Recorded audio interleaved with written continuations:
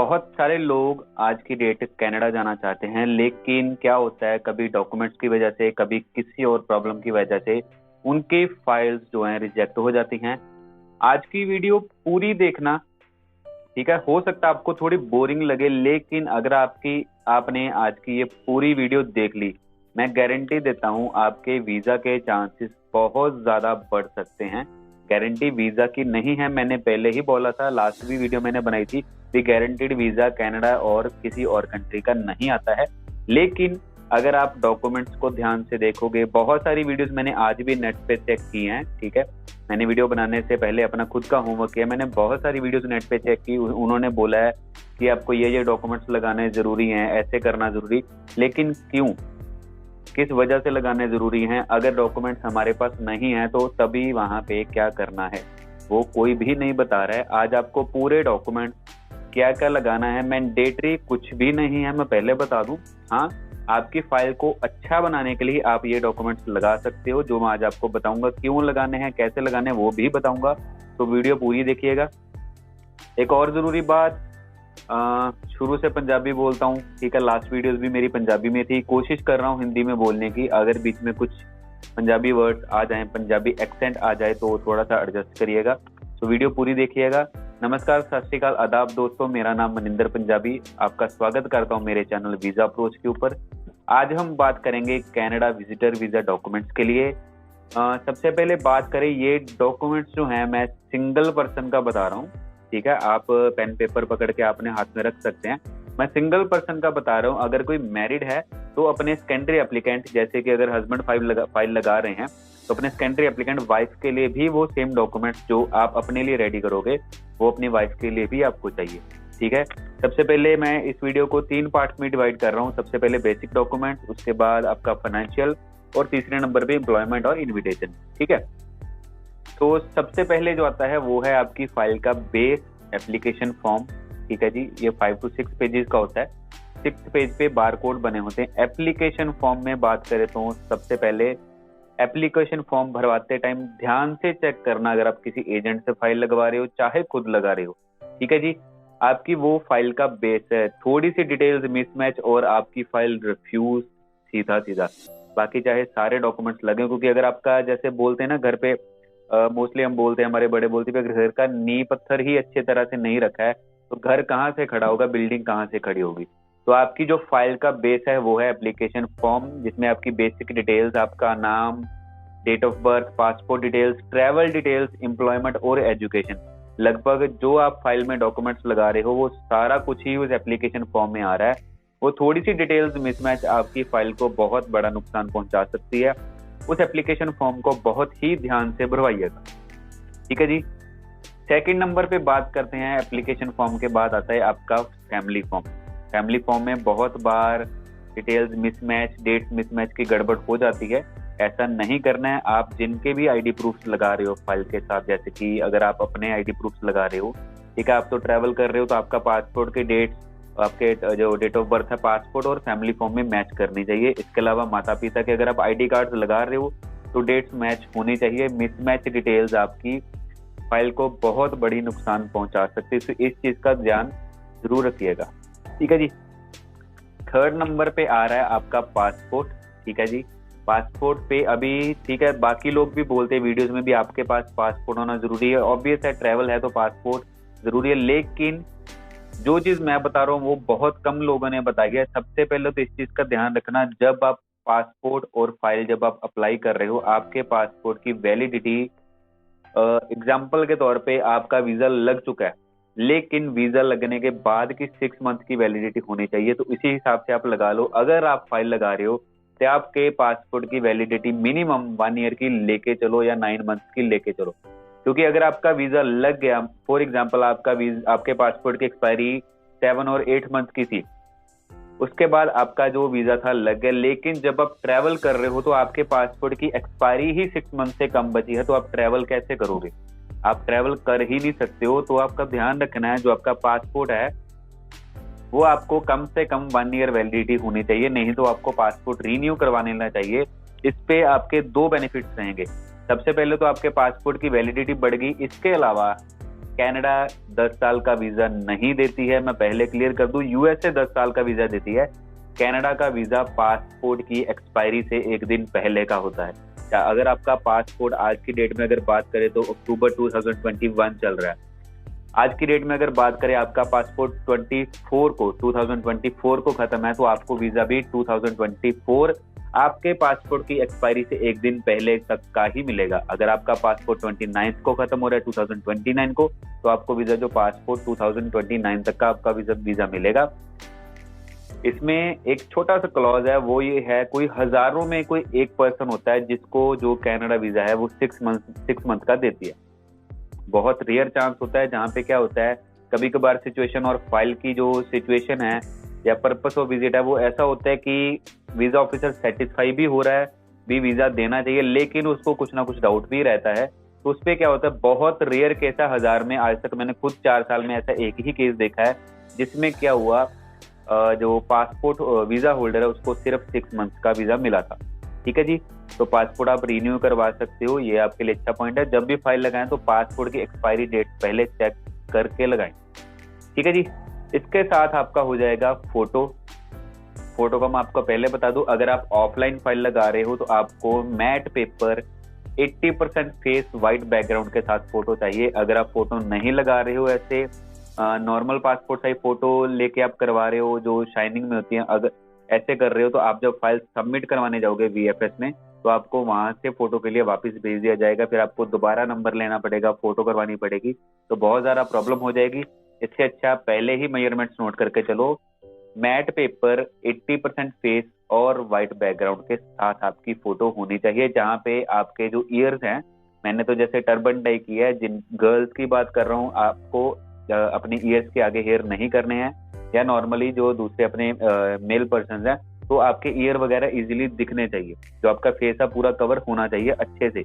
ठीक है, 3 पॉइंट्स हो गए। 4th पॉइंट है, जो लोग मैरिड हैं वो अपना मैरिज सर्टिफिकेट लगवा सकते हैं। अगर आपके पास गवर्नमेंट ऑफिशियल सरकारी मैरिज सर्टिफिकेट है, आपने रजिस्ट्रेशन करवाई हुई है तो बेस्ट है, अगर नहीं तो आप मैरिड का प्रूफ दो। अगर आप मैरिड हो, मैरिड का प्रूफ दो। आपके पास अगर टेम्पल का सर्टिफिकेट है, जहाँ पे अपने सिख टेम्पल में जैसे मोस्टली मैरिज होती तो मिल जाता है, उसके साथ आप अपना एफिडेविट भी लगवा सकते हो। आप यहाँ पे सेक्रेटरीट में जाके अपनी मैरिज का एफिडेविट बनवा सकते हो, अगर आपके पास गवर्नमेंट रजिस्टर्ड सर्टिफिकेट नहीं है। ठीक है जी, नहीं लगाने पे माइनस पॉइंट रहेगा, आपका मैरिड हो, आपके पास प्रूफ नहीं होगा। ठीक है जी, अगर आप प्रूफ देते हो तो आपके लिए एक प्लस पॉइंट ही है, मैंडेटरी नहीं है। मैं पहले बोल रहा हूँ, कोई भी डॉक्यूमेंट जो भी मैं बोल रहा हूँ उसमें एप्लीकेशन, पासपोर्ट, ये तो मैंडेटरी है ही है, ऑब्वियस सी बात है। कुछ एक्स्ट्रा डॉक्यूमेंट जो बात कर रहा हूँ वो मैंडेटरी नहीं है, लेकिन अगर आप लगाते हो तो आपके फाइल में वीजा लगने के चांसेस बढ़ जाते हैं। ठीक है जी, 5th नंबर पे आती है आपकी ट्रैवल हिस्ट्री। अगर आप ट्रैवल हो, अपनी ट्रैवल हिस्ट्री की कॉपीज, ऑफलाइन फाइल है चाहे ऑनलाइन है तो स्कैन करके, ठीक है, अगर ऑफलाइन फाइल है तो अपने पासपोर्ट की ट्रैवल हिस्ट्री के जो पेजेस हैं उसकी कॉपी करके साथ में लगाओ। आपके लिए एक प्लस पॉइंट है, भी आप पहले ट्रैवल कर चुके हो और कंट्रीज में, और वहां से विद इन टाइम फ्रेम आप वापस आ चुके हो, तो ये आपके लिए प्लस पॉइंट, बहुत अच्छा और प्लस पॉइंट रहेगा। ठीक है जी, इसके बाद जो सबसे इम्पोर्टेंट डॉक्यूमेंट्स है, बहुत सारे लोग नहीं लगाते हैं, मैंडेटरी भी नहीं है, लेकिन क्या होता है, फॉर एग्जाम्पल आप अपनी जो फाइल है, ठीक है, ऑफलाइन फाइल लगा रहे हो, बहुत सारे डॉक्यूमेंट्स, इतनी बड़ी फाइल बन गई है, हस्बैंड वाइफ 2 बच्चे, इतनी बड़ी फाइल बन गई है। अभी वीजा ऑफिसर को वो सारी फाइल देखनी है। ठीक है, वो सारी फाइल देखेगा, तब तक उसको कुछ समझ लगेगा, फिर सेटिस्फेक्शन होता है नहीं होता है, बहुत चीजें हैं। इससे अच्छा क्या है, आप अपनी फाइल में लगाओ एसओपी, स्टेटमेंट ऑफ पर्पस या cover letter, one is the same thing, आप लगा सकते हो, जिसमें आप शॉर्ट ब्रीफ में जैसे बोलते हैं, आप शॉर्ट में वहां पे एक पेज की लेटर लिख सकते हो, जहाँ पे भी आपको अपना पर्पस ऑफ विजिट, जाने का और वापस आने का, आपका ट्रैवल का, कौन कौन ट्रैवल कर रहा है, बेसिक सी डिटेल्स आप जो पूरी फाइल में दे रहे हो उसमें आप मेंशन कर सकते हो कि मैं इसलिए जाना चाहता हूँ, ये रीजंस है, मेरे साथ ये या जा रहे हैं, या इस टाइम पे मैं वापस आऊंगा। उसको एसओपी, स्टेटमेंट ऑफ पर्पस या कवर लेटर दोनों ही बोलते हैं, आप जैसे ठीक समझे वैसे आप लगा सकते हैं। एक बहुत बड़ा प्लस पॉइंट रहेगा, कहाँ वीजा ऑफिसर को पूरी फाइल चेक करने के बाद समझ आएगा भी ये इसमें क्या क्या रीजन है जाने के, क्या नहीं। इससे अच्छा आप सीधा टू द पॉइंट आप अपनी एसओपी लगाओ और उसको जो बेसिक का फाइल का बेसिक्स है वो आप उससे समझा सकते हो। उसके बाद जो फाइल चेक करेगा उसके बाद आपका जो रिजल्ट है वो आ सकता है। ये था बेसिक डॉक्यूमेंट था फर्स्ट पार्ट। अभी इसके सेकंड पार्ट की बात करते हैं, वो है आपका फाइनेंस। ठीक है जी, फाइनेंस में अगर आपको सबसे पहले बेसिक डॉक्यूमेंट्स की बात करूं, Aadhaar card, PAN card, country applicant जितने भी जा रहे हैं साथ उनका भी Aadhaar card PAN card same. ठीक है जी। इसके अलावा अगर आप आपके पास लिक्विड, मतलब लिक्विड में आपका जो कैश इन हैंड आपके पास अमाउंट है जो आप यूज कर सकते हो, वो होता है आपका बैंक स्टेटमेंट और एफडी वगैरह। ठीक है जी, जो आप इंस्टेंट यूज कर सकते हो या कोई समथिंग। उसके बाद जैसे प्रॉपर्टी आती है, गोल्ड होता है, वो आप इंस्टेंट लिक्विड में यूज नहीं कर सकते हो, लेकिन आपको लगाना जरूरी है। आप मेरी साइट पे लिस्ट भी देख सकते हो जो फाइनेंस में आपको डॉक्यूमेंट्स ऐड करने हैं। सबसे पहले आपका Aadhaar card, PAN card, bank statement, जिसमें अगर आप सिंगल पर्सन की बात करें तो 2.5 से 3 लाख रुपए लगा के चल सकते हो। अगर आप मैरिड हो तो 4 to 5 लाख रुपीज भी सफिशिएंट है। मैंडेटरी कुछ नहीं है, 3 मंथ की स्टेटमेंट भी लगा सकते हो, 6 मंथ की स्टेटमेंट भी लगा सकते हो। मैंने अपनी लाइफ में ऐसे केसेस भी देखे जिनके बैंक में 2 से 2.5 लाख रुपए होते हैं और वीजा आ जाता है। ऐसे केसेस भी देखे जिनके अकाउंट्स में 30 लाख रुपए और वीजा रिफ्यूज हो जाता है। बहुत सी चीजें मैटर करती, वीडियो में आपको आगे भी बताऊंगा। ठीक है जी।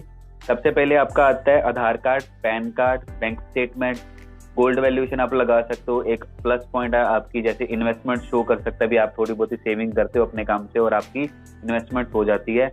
गोल्ड स्टेटमेंट के अलावा आप अपनी प्रॉपर्टीज लगा सकते हो। प्रॉपर्टी के अलावा एक्स्ट्रा में अगर लगा के चलूँ तो आप अपने पास, अगर आपके पास कार है, बाइक है, उसकी आरसी की फोटोकॉपी वगैरह लगा सकते हो अगर आपके नाम पे है। भी मैंने इन चीजों पे भी इन्वेस्ट किया हुआ है, चाहे ये मेरे एसेट्स हैं, मैंने इन्वेस्ट किया हुआ है। प्रॉपर्टी आप लगा सकते हो, आपके लिए बहुत बड़ा प्लस पॉइंट है। ठीक है जी, आपके लिए बहुत बड़ा वैल्यूएबल एसेट है। इनकेस आपको पैसों की जरूरत पड़ती है तो आप प्रॉपर्टी के ऊपर लोन ले सकते हो, प्रॉपर्टी को सेल कर सकते हो, बहुत सारी चीजें। ठीक है जी। इन सभी फाइनेंशियल डॉक्यूमेंट्स को मैनेज करने के लिए आपको चाहिए एक नेट वर्थ रिपोर्ट, जो हम सीए सर्टिफिकेट या नेट वर्थ सर्टिफिकेट भी आप बोल सकते हो, जो इन सभी लिक्विड को एक सर्टिफिकेट में मैनेज करके देगा भी आपके पास ये लिक्विड है, ये आपके पास प्रॉपर्टी, गोल्ड, एबीसी और सारे एसेट्स जो है वो सारे आपको नेटवर्थ में आपके सीए सर्टिफिकेट में मिल जाएंगे। तो भी अगर आप लगाते हो तो आपका जो फाइनेंशियल के जितने भी डॉक्यूमेंट्स हैं उन सभी का निचोड़ आपको एक सर्टिफिकेट में ही मिल जाएगा, जो नेटवर्क सर्टिफिकेट आपका होगा। तो उसको भी लगाना एक प्लस पॉइंट रहेगा। ठीक है जी। इसके अलावा एक्स्ट्रा में अगर चलें तो आप अपनी एलआईसी पॉलिसी, म्यूचुअल फंड या कुछ एक्स्ट्रा डॉक्यूमेंट्स आपके पास पड़े, आपकी कुछ इन्वेस्टमेंट्स हैं किसी भी चीज को लेकर, तो आप ऐड ऑन कर सकते हो, आपके पास प्लस पॉइंट है, मैंडेटरी नहीं है। ठीक है जी। बेसिक डॉक्यूमेंट्स हो गए, फाइनेंशियल हो गए। अभी फाइनेंशियल को मैनेज करने के लिए आपको चाहिए एम्प्लॉयमेंट। एम्प्लॉयमेंट के 3 पार्ट्स हैं। सबसे पहले आप मेरी साइट पे देख सकते हो, सबसे पहले मैं बता रहा हूँ फार्मर्स का। ठीक है जी। सेकंड एम्प्लॉयमेंट जॉब की होगी। थर्ड बिजनेस के डॉक्यूमेंट्स हो गए, आपको सभी बताऊंगा। फार्मर्स में बात करें तो आपको जो डॉक्यूमेंट चाहिए वो है जे फॉर्म, आपकी जो सेविंग अकाउंट है, आपके तहसील का सर्टिफिकेट। ठीक है जी, जो आपके पास होगा। और उसके अलावा अदर आपके पास कोई रिसिप्ट है तो जे फॉर्म तो आपका काम है तो वो आपको दिखाने ही पड़ेंगे, आपकी सेल परचेज सब कुछ दिखाएगा। ठीक है जी। इसके अलावा आपके जो सेविंग्स अकाउंट है, कोशिश करो जो फार्मर्स हैं वो जो फाइल लगा रहे हैं अपने जो जे फॉर्म्स की पेमेंट है वो चेक में लो या अकाउंट ट्रांसफर में लो, ताकि आपको उन जे फॉर्म्स का सेम अमाउंट आपको अपने बैंक अकाउंट में दिखे और वीजा ऑफिसर भी सेटिस्फाई हो भी, जो ये सेल परचेज कर रहा है जे फॉर्म्स के बेस पे वही सेम अमाउंट है उसको बैंक में मिल रही है, कैश में ना ले। तो इससे क्या है, आपका रिकॉर्ड भी अच्छा रहेगा। आप जो बैंक अकाउंट अपने शो कर रहे हो फाइनेंशियल में, उसमें इनकम सोर्स जो है आपके काम की डायरेक्टली क्लीन साफ सुथरी जो भी दिखेगी, आपकी एक प्लस पॉइंट आपके लिए रहेगा। ठीक है जी। आप मेरे साइट पे देख सकते हो जे फॉर्म, अकाउंट स्टेटमेंट, तहसील सर्टिफिकेट और अदर रिसिप्ट्स और एनी अदर डॉक्यूमेंट जो भी आपके पास रहेंगे। ठीक है जी। सेकंड नंबर पे अगर बात करूं एम्प्लॉयमेंट में, तो सेकंड नंबर पे आते हैं जॉब वाले, जिनकी प्राइवेट सेक्टर में जॉब है या वैसे गवर्नमेंट जॉब है। ठीक है जी। जॉब लेटर के लिए सबसे पहले तो आपका आता है, आप जहाँ पे जॉब कर रहे हो वहाँ का अपॉइंटमेंट लेटर। ठीक है जी। उसके बाद आप कितने दिन के लिए जा रहे हो वहाँ से आप अपना लीव लेटर लेके चलो, आईडी कार्ड लेके चलो। इसके अलावा अगर आप वहां से एक्सपीरियंस लेटर ले सकते हो। अगर आपका 2 से 3 साल का एक्सपीरियंस हो चुका है, एक्सपीरियंस प्लस जो आपकी करंट सैलरी है वहां की, अगर आप वो चीज ले सकते हो तो भी आपके लिए प्लस पॉइंट रहेगा। ठीक है। इसके अलावा जो आपकी सैलरी स्लिप्स है उनको आप ऐड करो, और अगर आप सैलरी स्लिप्स के साथ आपकी जो सैलरी है अकाउंट में आती है, तो जो आप बैंक स्टेटमेंट सैलरी अकाउंट के लगाओगी उसमें सैलरी वाले अमाउंट को हाईलाइट करना मत भूलें। आपके रिकॉर्ड्स अच्छे से डिस्प्ले होंगे भी। जिस मंथ की सैलरी, अगर एबीसी इस मंथ की सैलरी, अक्टूबर की सैलरी की बात करें 25,600 है, तो 25,600 का आपके अकाउंट में अगर आप हाईलाइट करके उन पेपर्स को लगाते हो तो एक अच्छा इंप्रेशन आपकी फाइल पे पड़ सकता है। ये चीज बहुत अच्छी डिस्प्ले करेगी आपकी एम्प्लॉयमेंट, आपकी इनकम सोर्स, ठीक है, जो आप कमा रहे हो, आपकी अर्निंग है एम्प्लॉयमेंट से, और जो आपकी सेविंग्स है। आपने 25,600 अगर एक मंथ में अर्न किए हैं, तो आपके जो वहां पे एक्सपेंसेस है वो आप विड्रॉ करवाते हो, कोई बिल पे करते हो, वो सारा आपकी स्टेटमेंट में दिखता है। एक प्लस पॉइंट है। देखो, उनको वीजा ऑफिसर को आइडिया मिल जाता है भी ये इसकी अर्निंग है, इसमें से ये इसकी सेविंग्स है। ठीक है जी। इसके अलावा आप जो सैलरी का चेक मिलता है तो उसकी फोटोकॉपी लगा सकते हो। स्टेटमेंट का मैंने आपको बोल ही दिया, आप मेरे साइट पे लिस्ट देख ही सकते हो जॉब के लिए जो डॉक्यूमेंट्स है। आप उसके बाद ये जो डॉक्यूमेंट्स है अपने पेन पेपर के साथ आप नोट कर सकते हो। इसके आगे बात करते हैं अपनी जो बिजनेस प्रोफेशन के हैं, जिनके पास बिजनेस है।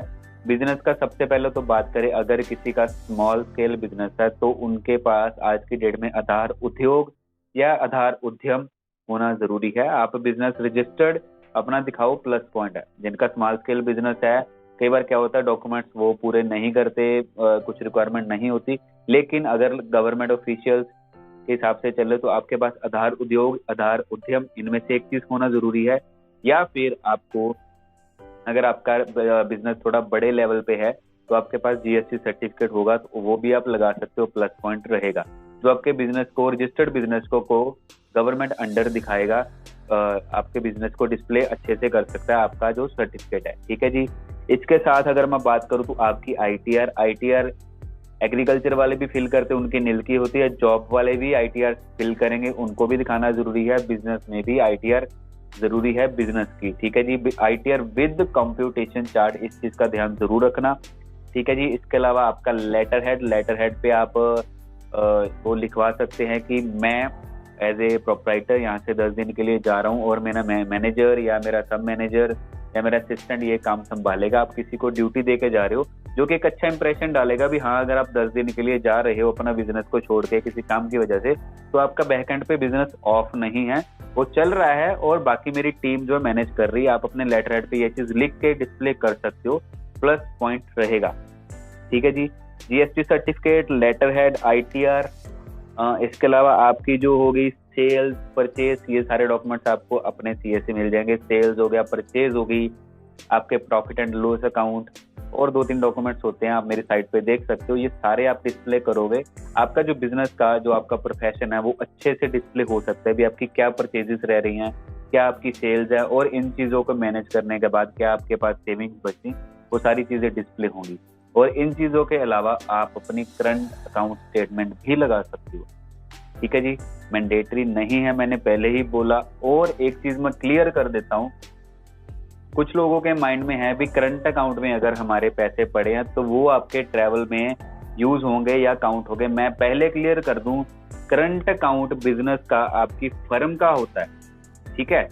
उसका जो लिक्विड पड़ा होगा, अगर आपके सेविंग्स अकाउंट में 1 लाख रुपए पड़ा है, हस्बैंड वाइफ 2 लोग हैं, दोनों का टोटल ही 1 लाख है, और आपके जो फर्म का अकाउंट है उस पर 6 लाख रुपए पड़ा है, तो आपकी जो लिक्विड वैल्यू है वो 1 लाख रुपए ही कंसीडर की जाएगी, क्योंकि जो बिजनेस का पैसा है वो बिजनेस में ही चला जाता है। ठीक है।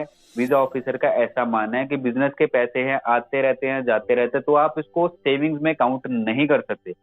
आप पर्सनल यूज पे यूज करना चाहते हो वो अलग बात है, लेकिन करंट अकाउंट के पैसे आपको सेविंग्स में ही डिस्प्ले करने पड़ेंगे।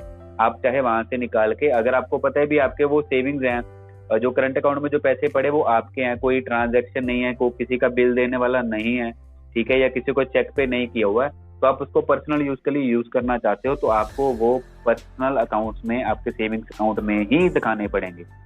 करंट अकाउंट का लिक्विड आपकी नेटवर्थ रिपोर्ट में जो सर्टिफिकेट होता है, जो आपको मैंने अभी स्टार्टिंग में बोला भी चाहिए, जो आपका सारा लिक्विड, आपके सारे फाइनेंशियल डॉक्यूमेंट्स को एक पेज पे आपके एक सर्टिफिकेट में डिस्प्ले करेगा, उसमें भी आपका जो करंट अकाउंट है वो काउंट नहीं होगा। इस चीज का ध्यान जरूर रखिएगा। ठीक है जी।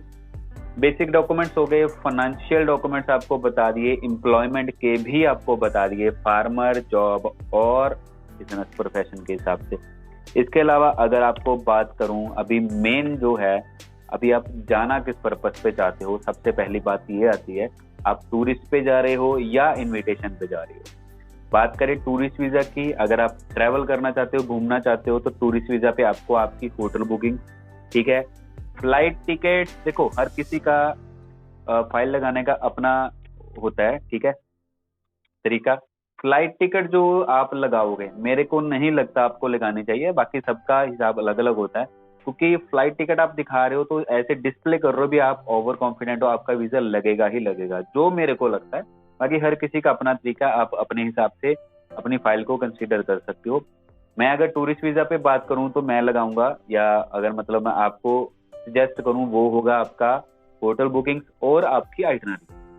होटल बुकिंग इसलिए भी हमने जो होटल बुकिंग है करवा रखी है, अगर हमारा वीजा लगता है तो हम जाएंगे, ठीक है। और जो दूसरे नंबर पे आती है वो आपकी आइटनरी भी, अगर आप हमारा वीजा लगता है, हम जहाँ पे घूमने जाना चाहते हैं, ये हमारी आइटनरी है, ये हमारा 5 से 6 दिन का या 6 से 7 दिन का हमारा ये ट्रेवल प्लान है। आइटनरी आप अपनी जरूर लगाओ, आप डिस्प्ले करो भी हाँ, अगर हम वहाँ पे 6 से 7 दिन के लिए रुक रहे हैं तो हम कहाँ कहाँ पे घूमने जा सकते हैं, थोड़ा उनको आइडिया दो भी आप वहाँ पे 6 से 7 दिन में क्या करोगे। इसके अलावा आप अगर कनाडा में एंटर हो रहे हो तो अपनी होटल बुकिंग दिखाओ, उसमें फाइल में भी लगाओ भी अगर हम कनाडा जाते हैं तो हमारी ये सिटी या ये होटल हमको अच्छा लग रहा है, और जो हमारे ट्रेवल्स हैं, जहाँ पे हम ट्रैवल डेस्टिनेशन हमारी जो घूमने वाली है, इसको आप एसओपी में भी डिस्प्ले करो कि जो जो हमारी ट्रैवल डेस्टिनेशन घूमने के लिए हैं वो इस होटल के नियर बाय है, इसलिए हमने ये होटल बुकिंग करवाई है। ठीक है जी। और अगर आप टूरिस्ट वीजा पे नहीं, आपको कोई इनविटेशन आई है, आप वहाँ पे इनविटेशन पे जा रहे हो, तो बात करें सबसे पहले आपका इनविटेशन लेटर, जो कैनेडियन है या जो आपको बुला रहा है वो आपको लॉयर से लिखवा के देगा भी एबीसी पर्सन को मैं यहाँ पे बुला रहा हूँ, हमारे घर पे फंक्शन है, हमारे घर पे बेबी हुआ है, या एबीसी कोई भी प्रोग्राम है, तो गेट टुगेदर कुछ भी हो, वो सारा आपका पर्पस जो है वो लेटर में लिखा होगा, वो जो कनाडा से आपको बुला रहा है वो लिखवा के देंगे। ठीक है जी। इनविटेशन के डॉक्यूमेंट्स आप नोट कर सकते हो, मेरी स्क्रीन के साइड पे आपको दिख जाएंगे। सबसे पहले आता है आपका इनविटेशन लेटर, सेकंड नंबर पे आता है पीआर कार्ड या सिटीजन का कनेडियन जो अपना पासपोर्ट होता है। ठीक है जी। बाकी जो बंदा आपको बुला रहा है, जो पर्सन आपको बुला रहा है, उसका कुछ आईडी कार्ड आप डिस्प्ले कर सको, तो आपको पीआर कार्ड या फिर उनका सिटीजनशिप का पासपोर्ट, ठीक है जी, कनेडियन पासपोर्ट। थर्ड नंबर पे आता है जो पर्सन आपको बुला रहा है उसकी इनकम सोर्स क्या है, क्या उसके पास फंड्स हैं, अगर आप यहाँ पे 10-15 दिन के लिए आ रहे हो तो क्या, अगर आपके पास इन केस आपके पास लिक्विड नहीं है तो क्या वो पर्सन आपको स्टे में हेल्प कर सकता है या नहीं, तो ये चीजें ध्यान में जरूर रखना। जो पर्सन आपको बुला रहा है उसका invitation letter, PR card, bank statement, उसके लास्ट 1 साल 2 साल 3 साल की आईटीआर, जो उनको उसका इनकम सोर्स रहेगा, जहाँ पे वो जॉब कर रहा है या बिजनेस कर रहा है, उस चीज के डॉक्यूमेंट्स भी आपको चाहिए। ठीक है जी। इसके अलावा, ठीक है जी, इनकम हो गया, जॉब हो गया, उनका पीआर कार्ड हो गया, इनविटेशन लेटर हो गया। ठीक है जी। इसके अलावा सबसे मेजर, जो पर्सन आपको बुला रहा है उसके साथ आपका रिलेशन प्रूफ भी चाहिए।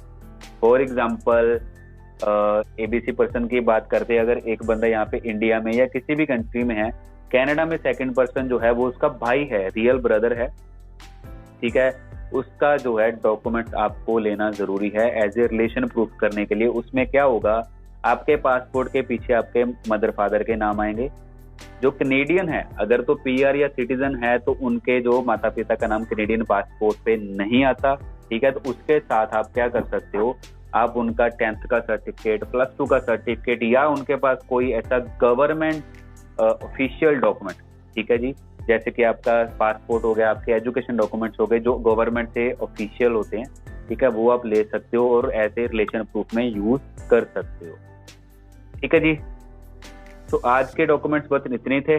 बेसिक डॉक्यूमेंट्स आपको बता दिए, फाइनेंशियल आपको बता दिए, जॉब और एम्प्लॉयमेंट के डॉक्यूमेंट्स आपको बता दिए क्या क्या चाहिए, SOP लगाना भी जरूरी, वो भी आपको बता दिया। और अगर आप टूरिस्ट या इनविटेशन पे जा रहे हो, वो डॉक्यूमेंट्स भी मैंने आपको बता दिए। अगर आपको कुछ क्वेरी है तो आप मेरे को इंस्टाग्राम पे मैसेज कर सकते हो या वीडियो के नीचे कमेंट भी कर सकते हो। तो आज की वीडियो में बस इतना ही। वीडियो अच्छी लगे तो वीडियो को लाइक और चैनल को सब्सक्राइब करना ना भूलें, ऐसे ही और वीडियोस देखने के लिए।